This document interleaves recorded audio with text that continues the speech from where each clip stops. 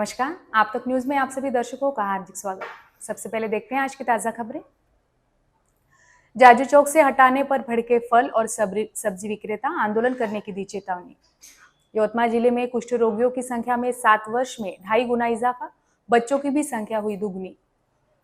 कामगार मंत्री एडवोकेट आकाश दादा फुनकर की संकल्पना से उपविभागीय अभियंता जितेंद्र काड़े ने ब्रिटिशकालीन विश्राम गृह के सौंदर्य में 4 चांद लगाकर किया अद्भुत कार्य।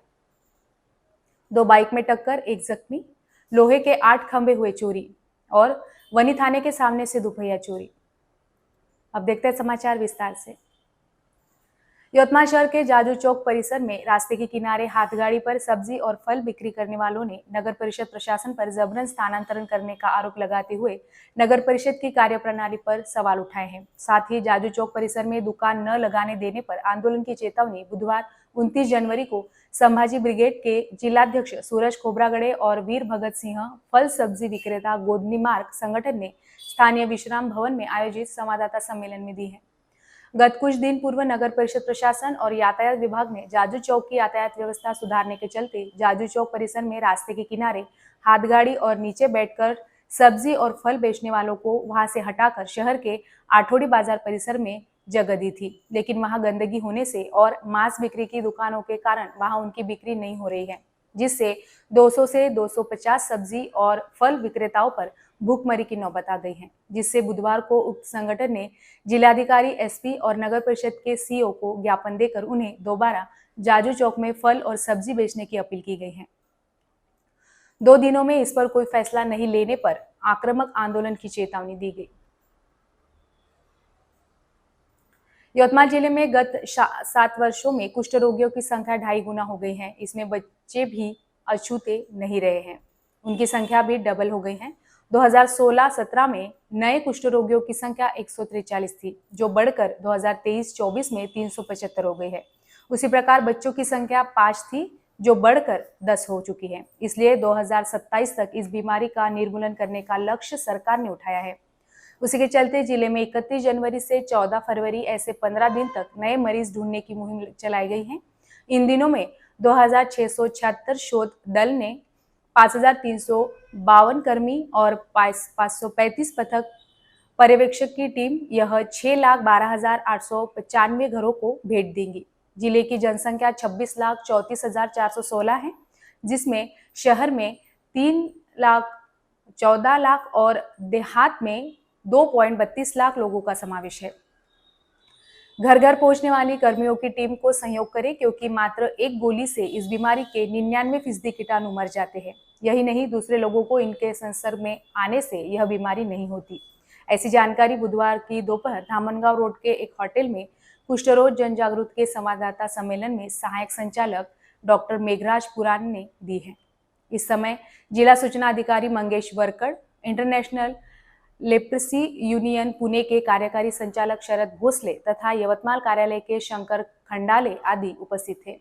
यवतमाल जिले में पाए गए 752 नए मरीज। यवतमाल जिले में दिसंबर तक किए गए सर्वे में 752 नए मरीज पाए गए हैं। इसमें सर्वाधिक मरीज यवतमाल में 68 तो सबसे कम झरीजामनी में 29 मरीज है।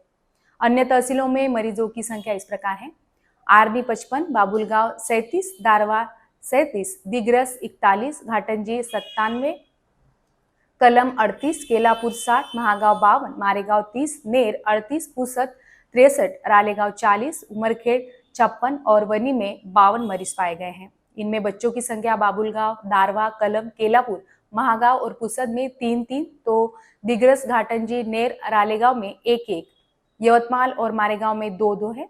इसमें महिलाओं की संख्या 364 है। 752 में से 606 मरीज ठीक हो चुके हैं, जिसके बाद 10,000 पर 1% मरीज बाकी हैं, उन पर इलाज चल रहा है। यह प्रमाण 1% के नीचे अच्छा माना जाता है। 150 वर्षों तक भारत पर शासन करने वाले अंग्रेजों ने अनेक इमारतें बनाई। जेल, आवासीय बंगले, विश्राम गृह, अनेक कार्यालय, रेलवे स्टेशन, डाकघर आदि आज भी ब्रिटिश शासन की गवाही के रूप में खड़े हैं। विदर्भ कोई दूसरा देश नहीं है जो अंग्रेजों के शासन का प्रतीक है। विदर्भ में भी ब्रिटिश काल की कई इमारतें हैं। यह निर्माण कार्य इतना उत्कृष्ट था कि आज भी वे इमारतें खड़ी है। बुल्ढाना जिले के खामगांव शहर में अंग्रेजों ने 1918 में आज की न्यू इरा हाई स्कूल के बगल में एक ऊंचे स्थान पर एक विश्राम गृह बनाया था। यह विश्राम गृह पिछले 106 वर्षों से बना हुआ है। स्वतंत्रता के बाद लोक निर्माण विभाग ने विश्राम गृह के रखरखाव की जिम्मेदारी अपने हाथ में ले रखी थी। खामगांव शहर में रेलवे फाटक के पास ही एक नया सर्किट हाउस निर्मित किया गया था, इसलिए ब्रिटिशकालीन रेस्ट हाउस का उपयोग धीरे धीरे कम होता गया, जिस कारण ब्रिटिशकालीन विश्राम गृह की मरम्मत करना आवश्यक हो गया। खामगांव निर्वाचन क्षेत्र के विधायक तथा कामगार कैबिनेट मंत्री एडवोकेट आकाश दादा फुनकर की संकल्पना से ब्रिटिशकालीन इमारत इस रेस्ट हाउस के जतन की सोच ने उनके मन में जगह बनाकर एक नई दिशा दी और उनकी इस संकल्पना को अमली जामा पहनने का सराहनीय कार्य लोक निर्माण विभाग खामगांव के उपविभागीय अभियंता जितेंद्र काळे ने ब्रिटिशकालीन रेस्ट हाउस की इस आलीशान पत्थरों से निर्मित की गई इस आलीशान इमारत के नूतनीकरण का उत्कृष्ट कार्य स्वयं अपने मार्गदर्शन में करवाकर इस इमारत में नई जान फूंककर इस ब्रिटिशकालीन इमारत में 4 चांद लगा दिए। आप तक न्यूज खामगांव प्रतिनिधि मोहम्मद फारूक की रिपोर्ट। अब लेते हैं छोटा सा ब्रेक, देखते रहिए आप तक न्यूज। जुल्म के खिलाफ इंसाफ की गुहार लगा रहे मजलूमों की पहुंचाने आवाज आ रहे हैं आप तक।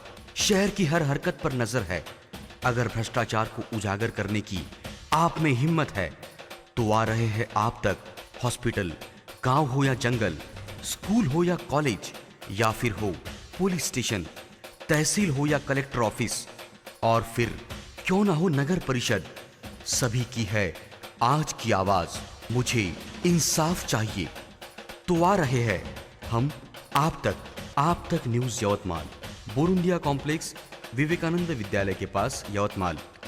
समाचार एवं विज्ञापन के लिए इन नंबरों पर संपर्क करें 985035